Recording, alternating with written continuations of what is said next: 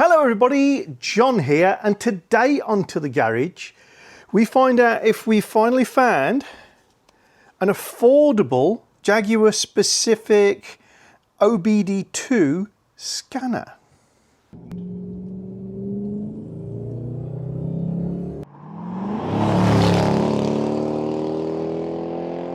Hi all! Storm Amy has gone. Look at me apples! So yeah, it was quite a windy day and night yesterday. The Jags are fine. Some bits and pieces are blowing off the top of my fence. So we got away light, and I hope you guys did too, particularly if you're up in Scotland. I know some of you got quite battered, but we're all safe. So let's do something fun to celebrate, because it's even a bright shiny day and I've got the garage door open. We're in October, by the way. So hi to Jose Antonio Zabalgosha. Sorry if I got your name wrong, Jose. 2006 Jaguar XK8 number 9 of the Stratstone edition. What are we doing today? Well, look. I've been sent another scan diagnostic tool.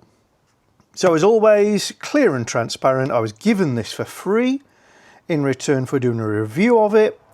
But the review that I make, as always, will be completely honest. We'll have pros and cons and won't be edited in any way by the provider of this equipment. They know that, that's why they sent it.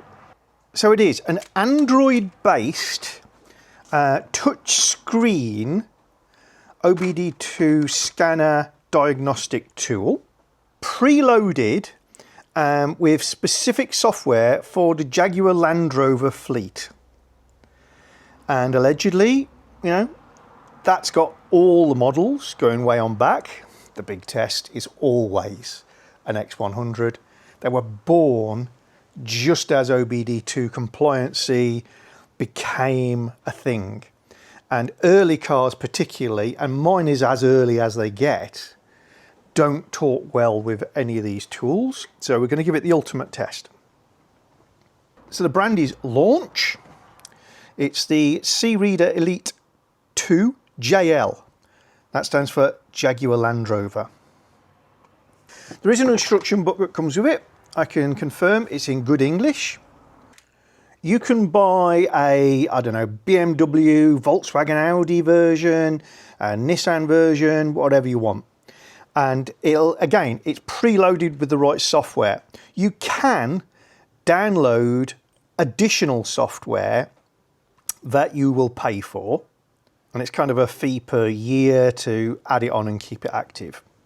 So you can build this up into a machine you can use on absolutely anything.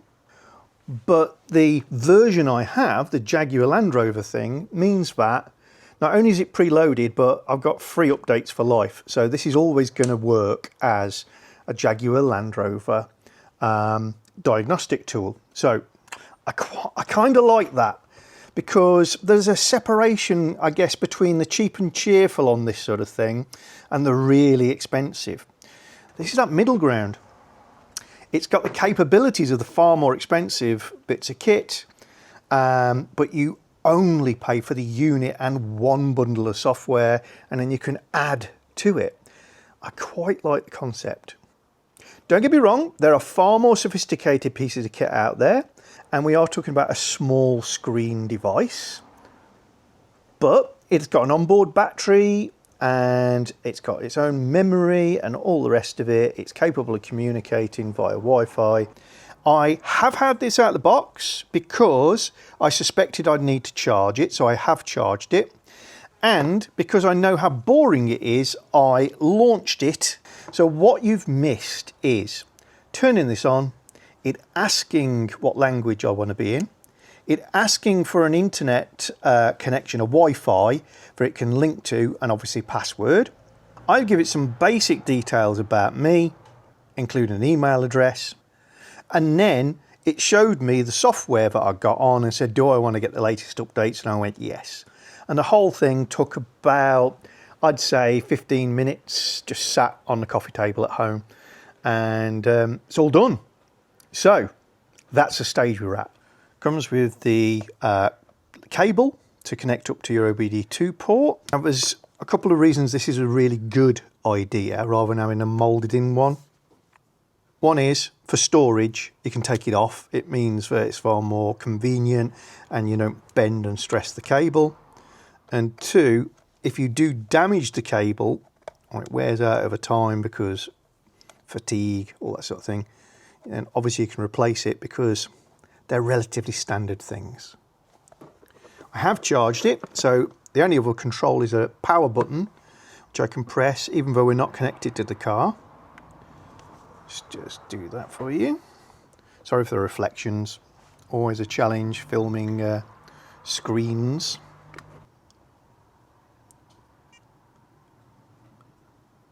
And there we are. We've got a simple screen, Diagnose and OBD2. They're your main two areas. Diagnose is sort of the professional, dig around, I want to sample this sort of thing.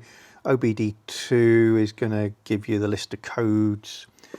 Upgrade, quite obvious. So are there any upgrades available? More, where you can buy stuff. And settings.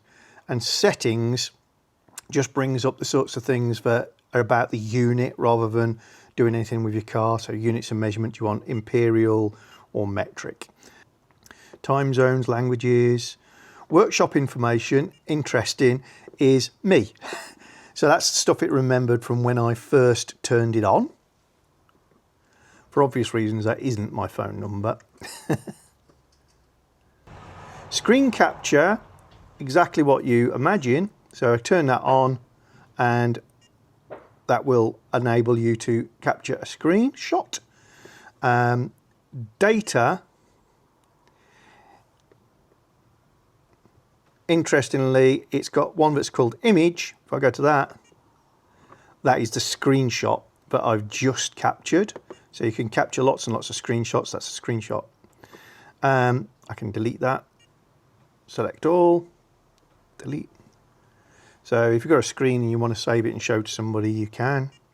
Trouble code library, where you can literally tell it a trouble code and it will tell you what it means. And DLC, data link connector, just tells you about where to look for the connector on your car. And you've got a back button, which I like. So if you're getting lost in menus, you can just move around quite quickly. If we go to upgrade, and it lists the software that's on here, and you can see Land Rover, Jaguar, no upgradable software at the moment. I can tell you that when I first booted this up, I think there was about 7 items that it could download. It's uploaded those since. Not in a position yet to tell you how long that battery would last, but it's good to know that you can play around with the device outside the car when it's unplugged to do things like take a screenshot or show a friend, all that sort of stuff without it dying. All X100s have their OBD2 socket in the same place here, and the wide end of the connector goes towards the transmission tunnel. So that's plugged in, and straight away this says 99% charged. Pop the keys in the ignition, but the ignition's off. Always plug in scanners with the ignition turned off. Same with pulling the plug back out again, turn the ignition off. Let's come to the first possible gripe for some people, and that is this is a touchscreen device and you can use it in a garage, which means you're going to maul the screen and it's going to get messy and smeary. However, I think that the ease of use of a touchscreen outweighs that small issue, because we're all so used, including a technophobe like me, so used to touchscreens. My other devices that don't have touchscreens, I still maul the screens because I can't get used to it. I can't touch the icons. So what we're going to do is I'm going to turn the ignition on.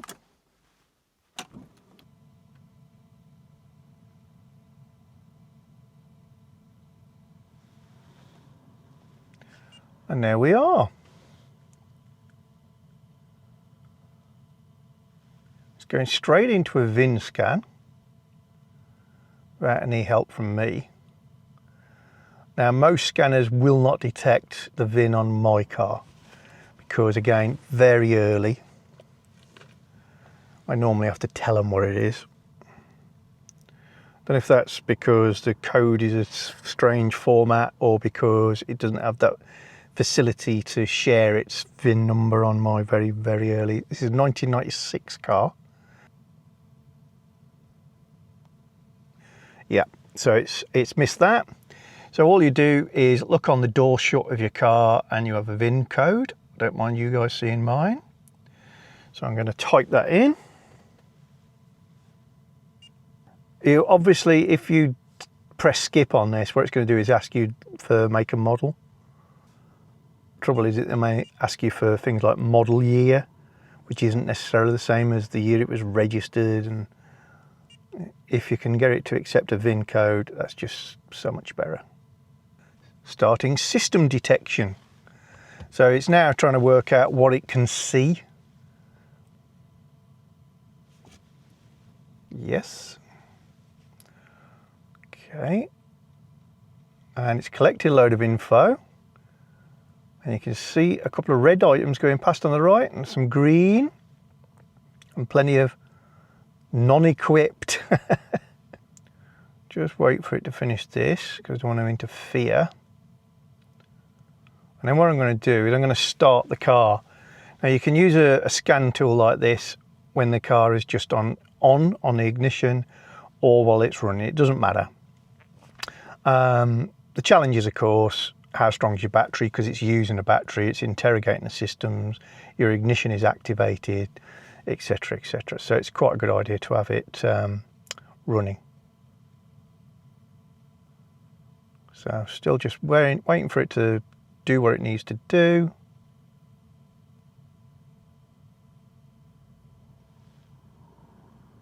And we're done. Right, I'm going to start the car, just a battery thing.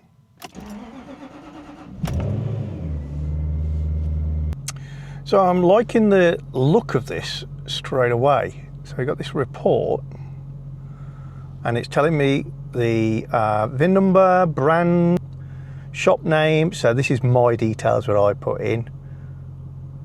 Professional diagnosis report. So my engine control module is normal. My transmission control module is abnormal. Now I'm not experiencing any faults at the moment. Doesn't mean there aren't any.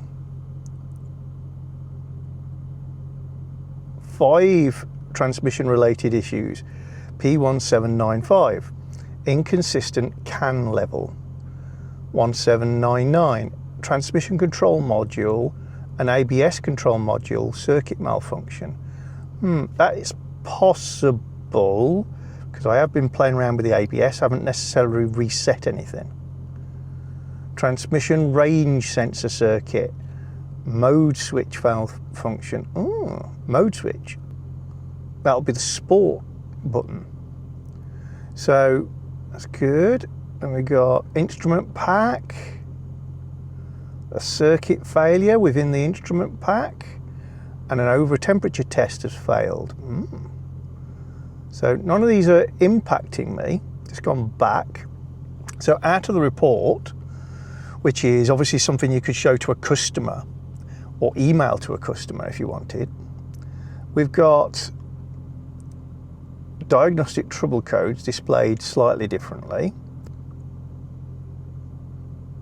Clear codes, I don't want to do that just yet. Climate control, temperature differential.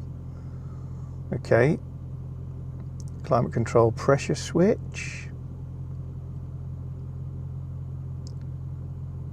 Engine control, anti-lock, restraints, key transponder, all working well. Within that, so this is the key transponder module, read the data stream.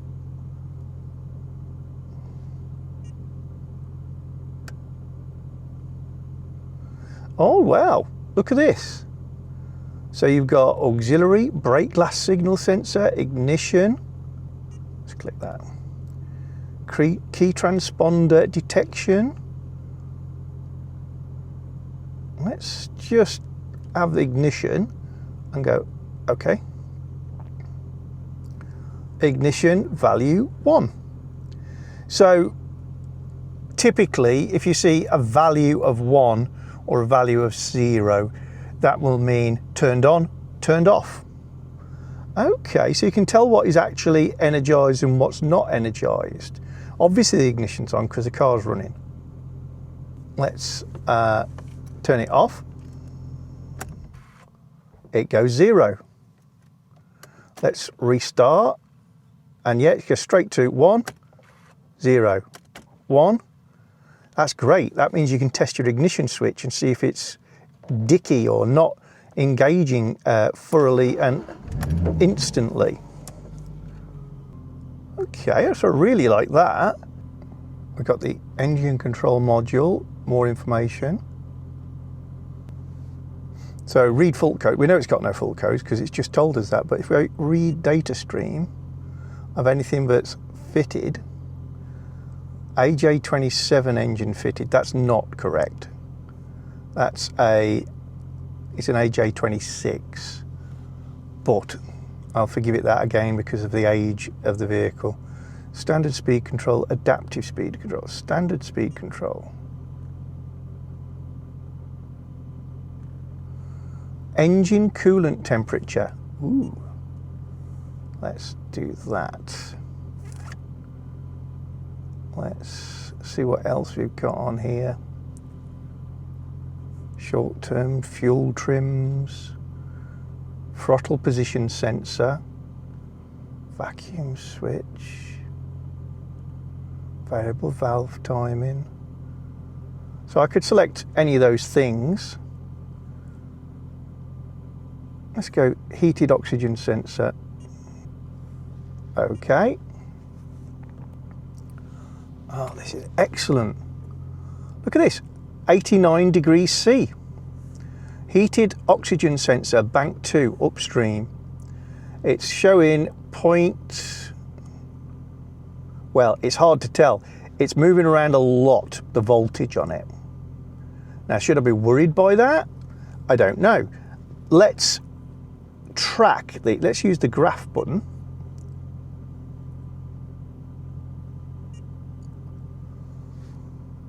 Okay, so we see the voltage on the heated oxygen sensor going up and down. Let's just apply some revs.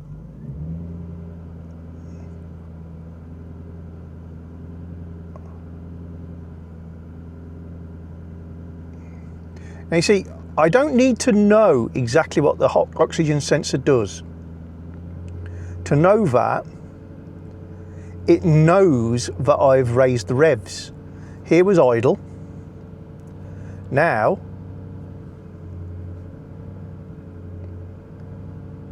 I've raised the revs, it's got a different pattern. Let's raise them further. Staying pretty constant. Throttle open again, back to idle.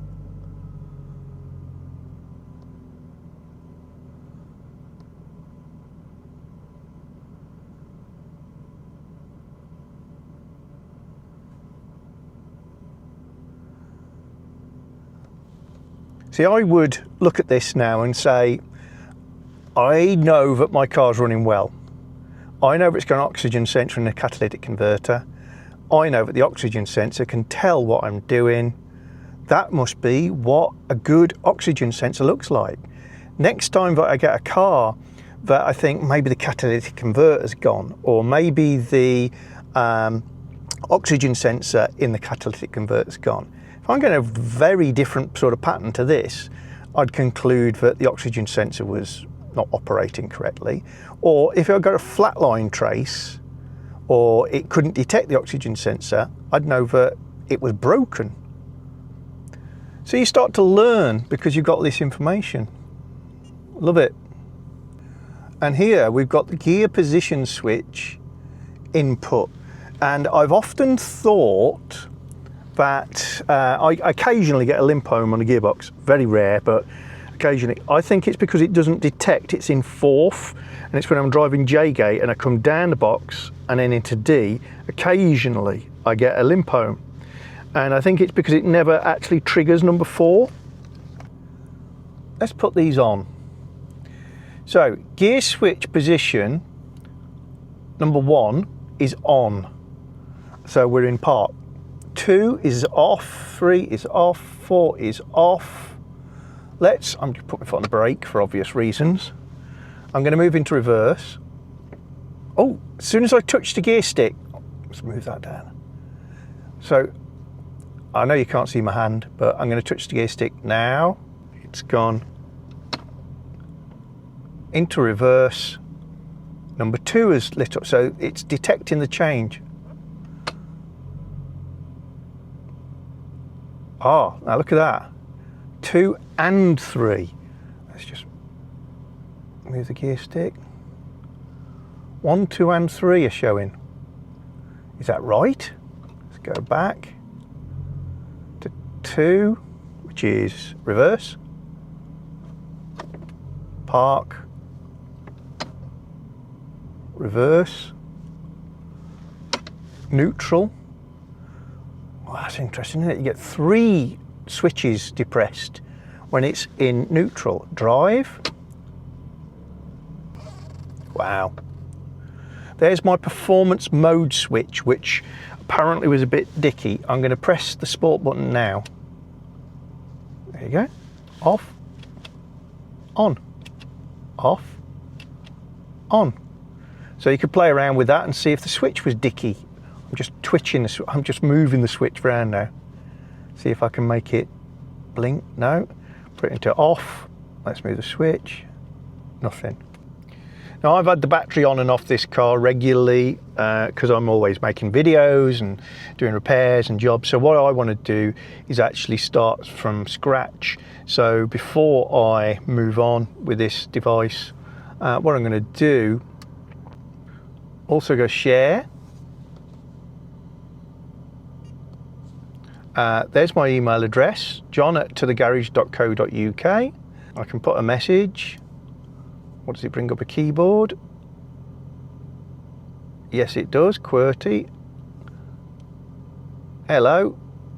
That'll do. Send.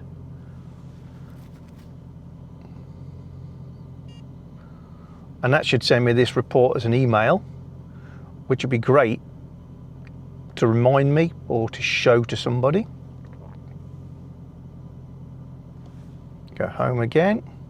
So that's the OBD2 side of things. Diagnose.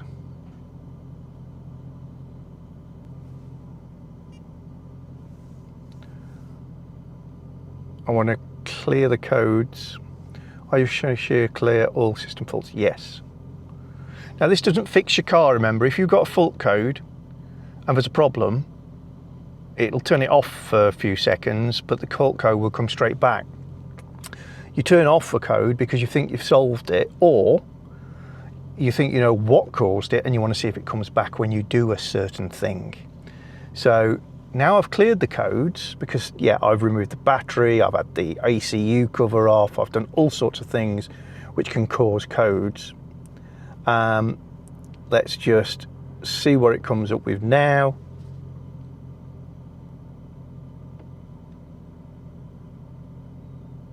Be interesting to plug this into a far more modern Jaguar or Land Rover, because there'll be a lot of features on there that just don't exist on our cars. So for instance, your Jaguar XK8 does not know how much fuel pressure it's got. It has no way of knowing that. But the fuel pressure sensor would be there on probably an X150. I don't know that, but I believe that to be true. Okay, so we got climate control, fault, and that's it. Let's go into mall, or shop as we would say in the UK, but we'll forgive that. And if we go European,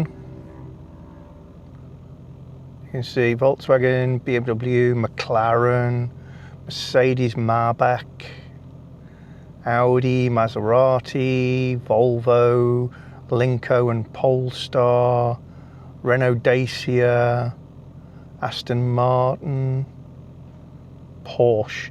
So for instance, let's just say we wanted to use this on a Porsche, then what we would find is, sorry, it's $70 a year. If I press software details, it tells you what it's able to do. Read the ECU information, read the trouble codes, clear trouble codes, read the vehicle's running data, summary special functions, mandated downshift adaptation, throttle adaptation, basic setting, service period reset, parking brake coding. So if you've got a car that's got more modern kit on it, this can actually do some adjustments and coding. And that's what we mean by, you know, you can use this one device and build it up. But this is kind of bought and paid for, and it will do what it needs to do with Jaguar and Land Rover. Now, regular viewers to the channel would not rest if I didn't connect this device to this car, Steel. Steel is a 2001, therefore should have as good as XK8s, X100s have in terms of communication with OBD systems. However, Steel is the car that does not start, will not start, has not started for 10 years.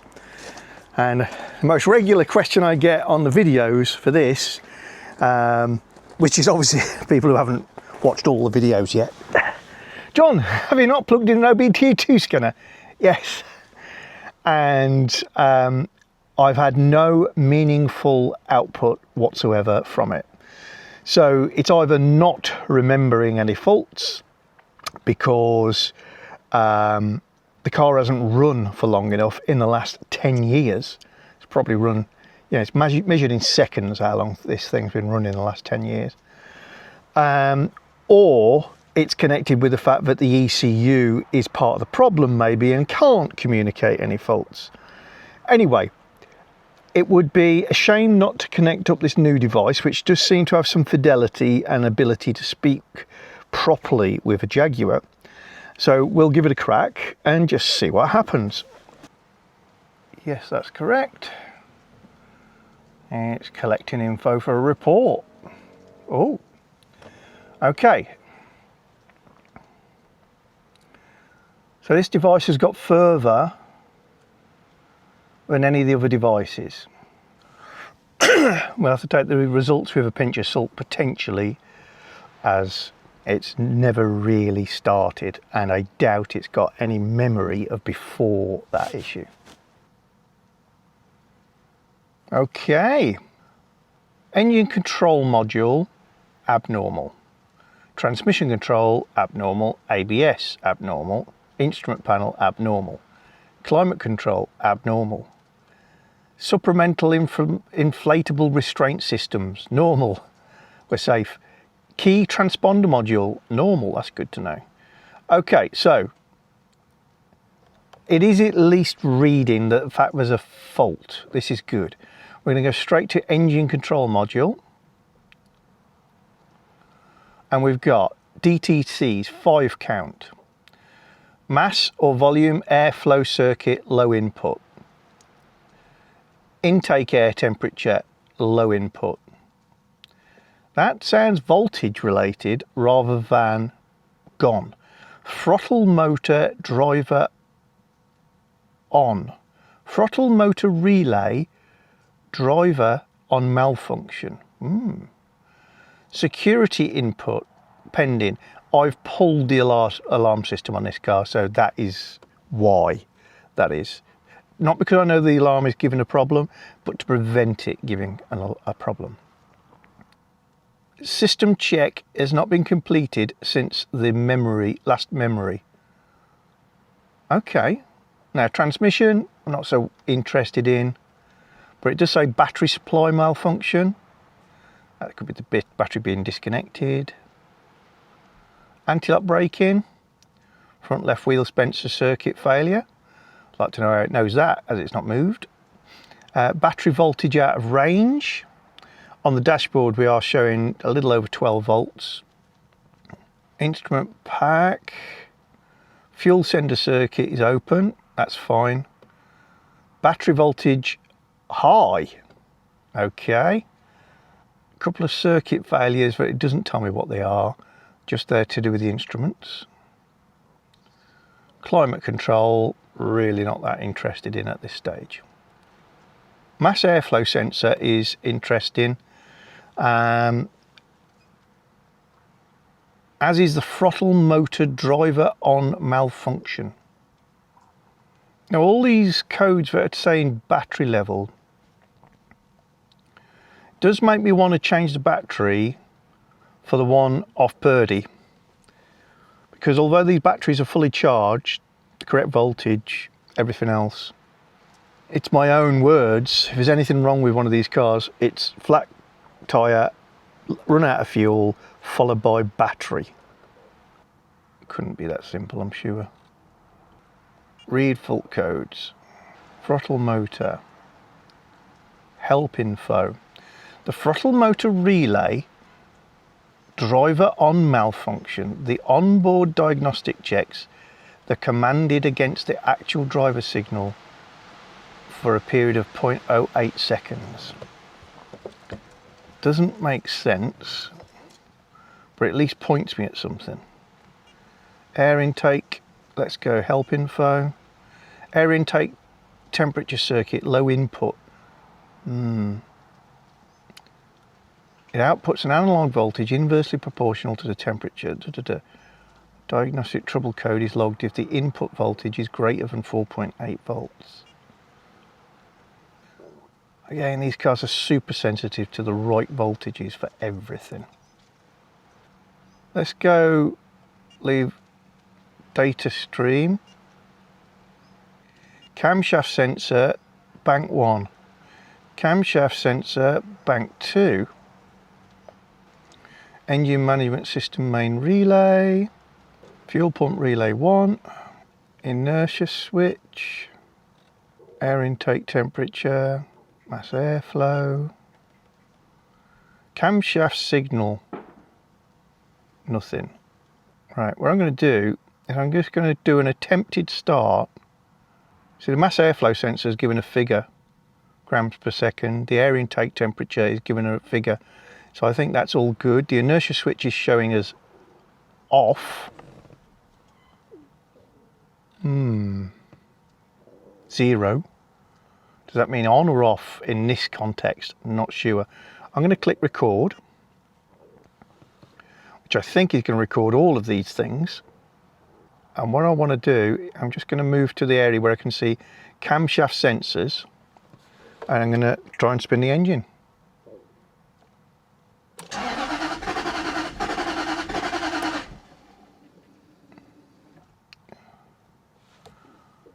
Camshaft signal monitor bank 1 was working.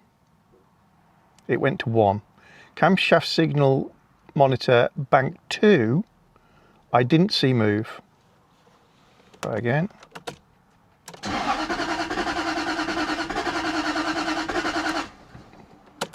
Interesting. Camshaft sensor signal monitor for bank 2 not moving. Inertia switch. I'm going to go and do something with the inertia switch. Inertia switch showing 0. I'm pressing on the top, showing 0. I'm going to trigger it. I try. Probably need something hard to hit it with.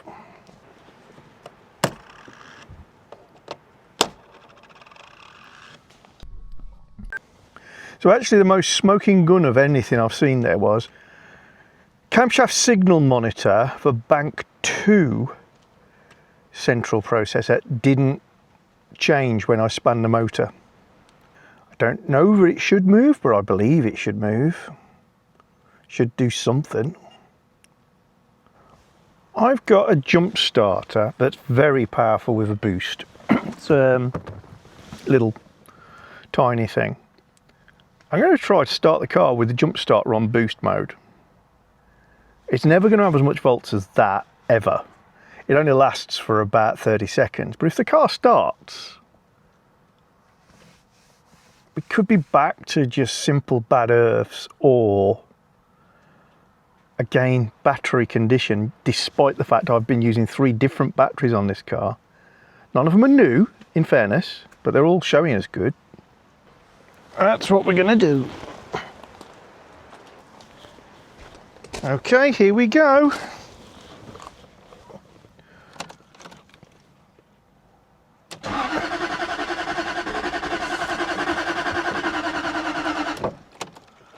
No, I mean you can hear how much it's flicking over.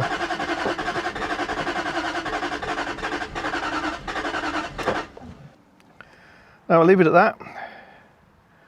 But what I will do is I'm just going to go down to engine control module, read fault codes. Right, I'm just recording now the camshaft sensors. I'm going to put the boost back on and flick it over.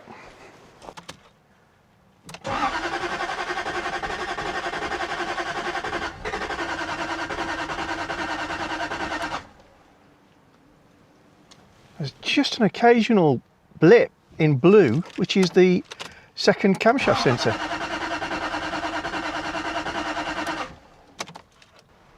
I don't think it's picking up from one of the camshaft sensors. I need to work out which is bank 2. And of course that might mean the camshaft sensor is dodgy, or the ECU is not receiving it, because that's the issue. So many possibilities. I'm not going to carry on with this because we'll be into another 4 or 5 hours of diagnostic, but very happy with this. So I wouldn't say it is full on dealer spec, only because I can't test it currently on a more modern vehicle. It is possible that this does almost as much as most dealers can do in terms of looking. It has got some servicing modes which can reset things like batteries, steering, power steering systems, tyre pressure monitoring systems. But you've got to have those systems for it to work. And of course, well, I'm working on old and a broken car, so it's not fair of me to judge any of those things at this stage. But this is already, for me, proved its worth. So thank you very much, launch. I am loving this. The C-Reader Elite 2 JL, Jaguar Land Rover. And I really like the concept of preloaded updates for life on one manufacturer, but because you're going to get used to it and love it, you're going to come across a new vehicle to fix and you go, oh, for this I'm going to spend the £40 or whatever and update it for a year so that I can work on Mercedes or whatever. I think that's actually pretty decent. It allows this to transition from a little hobby tool for your car, like I've got, into something you can use in a workshop. I love it. So there you are. I would say that one's on the highly recommended list, and I'm going to put the link to that item in the description below this video, and if there is any discount codes to be had, and they'll be down there too. I like that, and I think that's going to help me with my collection of somewhat broken Jaguars. See you again real soon, folks. Bye. If you're interested in any of the gadgets, gizmos and tools that I use in my videos, then very often I'll put a link to relevant items in the description below the video, but you can also go to amazon.co.uk/shop/to-the-garage, and that will give you the To The Garage storefront. These are not things I'm selling, it's just a link to all of the Amazon based items that I've bought over the years which are relevant to the channel. Nice little feature. Thank you very much, Amazon. If you're enjoying our channel, then don't forget to subscribe and click the little bell icon so you get notifications of new videos.